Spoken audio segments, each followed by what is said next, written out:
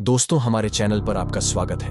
हमारे चैनल पर आपको भूत, पिशाच, चुड़ैल, भूतिया महल जैसी डरावनी कहानी सुनने को मिलेगी। दोस्तों, यह कहानी राघव नाम के एक व्यक्ति की है। वह सरकारी नौकरी करता था। राघव का पिछले हफ्ते ही माला गांव में तबादला हुआ था। पूरे हफ्ते नया घर तलाशने के बाद एक ही घर उसे मिला था जो कि बिकाऊ था, तो उसने जल्द ही वह घर खरीद लिया। वह अपनी बीबी और 2 बच्चों के साथ उसी घर में शिफ्ट होने जा रहा था। राघव और उसका परिवार कार में बैठकर उस हवेली में शिफ्ट होने जा रहे थे। अचानक कार का ड्राइवर बोला, साहब, वो घर तो बहुत दिनों से खाली पड़ा है और उस घर में कोई भी रहना नहीं चाहता। सुना जाता है कि एक औरत ने उस घर में फांसी लगा ली थी और उस घर में उसी की आत्मा का वास है। तुम ये फिजूल की बातें करना बंद करो। आत्मा वात्मा कुछ नहीं होती है, राघव ने टैक्सी ड्राइवर को डपटते हुए कहा। राघव का 9 साल का बेटा साहिल और 8 साल की बेटी डॉली पीछे की सीट पर बैठे ड्राइवर की बातों को ध्यान से सुन रहे थे। थोड़ी देर बाद डॉली ने सुनीता से पूछा, मम्मी, क्या सच में भूत होता है? राघव की बीबी सुनीता भी उन्हीं बच्चों के साथ पीछे की सीट पर बैठी थी। सुनीता ने दोनों बच्चों को समझाते हुए कहा, नहीं बच्चों, भूत भूत नहीं होता है। अंकल तो कहानी सुना रहे थे। राघव ने एक बार फिर ड्राइवर से कहा, ये सब कहानियां बनाना बंद करो, बच्चे डर जाते हैं। साहब, मैंने जो बातें सुनी थी वह आपको बता दी, अब आगे आपकी मर्जी, ड्राइवर ने राघव से कहा। शाम का समय हो गया था। सूरज ढलने को था, लेकिन अभी भी हल्की सी धूप खिली थी। राघव ने ड्राइवर से पूछा, अभी और कितना समय लगेगा? बस पहुंच ही गए साहब, ड्राइवर ने जवाब दिया। थोड़ा और आगे जाने के बाद एकाएक ड्राइवर ने टैक्सी रोक दी और कहा, लो साहब, आपकी मंजिल आ गई। राघव ने टैक्सी से नीचे उतरकर देखा तो ड्राइवर ने टैक्सी लगभग 100 मीटर पहले ही रोक दी थी। राघव ने ड्राइवर से पूछा, तुमने टैक्सी पहले क्यों रोक दी? अभी थोड़ा और आगे चलो। साहब, अब मैं और आगे नहीं जाऊंगा, भले ही आप मेरे पैसे काट लीजिए। शाम के समय कोई भी यहां नहीं आता, ड्राइवर ने राघव कहा। राघव ने उससे ज्यादा बहस नहीं की और उसका किराया दे दिया। ड्राइवर ने उनके दोनों बैग छत से उतार दिए और टैक्सी मोड़कर फिर से वापस चला गया। सड़क बिल्कुल सुनसान हो गई। दूर दूर तक कोई भी नजर नहीं आ रहा था। सूरज भी डूब चुका था।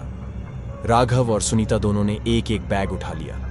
फिर दोनों अपने नए घर की ओर बढ़ने लगे। थोड़ी ही देर में वे मेन गेट पर पहुंच गए। गेट पर जंग खाया हुआ पुराना ताला लटक रहा था। तभी न जाने कहां से उनके पास एक बूढ़ी औरत आ गई। हाथ में लाठी लिए थी। उसके बाल उलझे से थे। चेहरे पर काफी झुर्रियां पड्डी हुई थी। लगभग 90 साल की तो होगी ही। उस बूढ़ी औरत ने उनसे पूछा, तुम लोग कहां जा रहे हो? राघव ने उसे बताया, हम लोग तो इस घर में रहने के लिए आए हैं। उस बूढ़ी औरत ने जैसे ही यह बात सुनी, वह जोर जोर से कहने लगी, लौट जाओ यहां से, लौट जाओ। वह किसी को नहीं छोड़ देगी। यहां जो कोई भी आता है वह जिंदा वापस लौट कर नहीं जाता। तुम सब मरोगे। लौट जाओ यहां से, लौट जाओ। अभी भी समय है, वापस चले जाओ। तभी उस घर का चौकीदार राम सिंह वहां आ गया और उसने उस बूढ़ी औरत को वहां से भगाते हुए कहा, चल बुढ़िया, निकल यहां से, भाग, कुछ भी बकती रहती है, पागल कहीं की। साहब, आप इसकी बातों पर ध्यान मत दीजिए। ये तो पागल बुढ़िया है, कुछ भी बकती रहती है। आप घर में चलिए। राम सिंह ने जंग लगी सरियों से बने गेट पर लटक रहे ताले को खोलते हुए कहा। दरअसल राम सिंह ही उस घर की देखभाल रखता था और वह माली का भी काम करता था। राम सिंह ने गेट खोला। घर काफी पुराना लग रहा था। धूल और पत्तों से सारा घर ढका हुआ था। उस घर के आसपास कोई दूसरा घर भी नहीं था। दूर दूर तक केवल जंगल ही जंगल था। राम सिंह ने दोनों बैग अपने हाथ में उठा लिए और अंदर जाकर घर का दरवाजा खोल दिया। राम सिंह घर में चला गया। पीछे पीछे वे चारों लोग भी अंदर चले गए। घर के अंदर उनकी आवाज गूंज रही थी। सारे घर को मकदियों ने अपना घर बना रखा था। राम सिंह ने फिर उनको उनका कमरा दिखाया, जो कि ऊपर वाले फ्लोर पर था।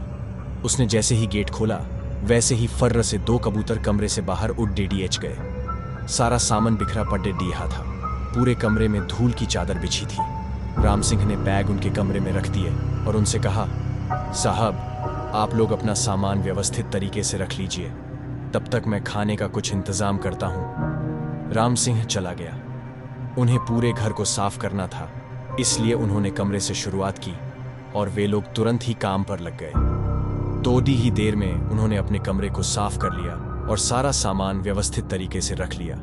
राम सिंह ने खाना लगा दिया था, इसलिए उसने आवाज लगाई, मालिक नीचे आइए, खाना लगा दिया है। सभी लोग नीचे गए।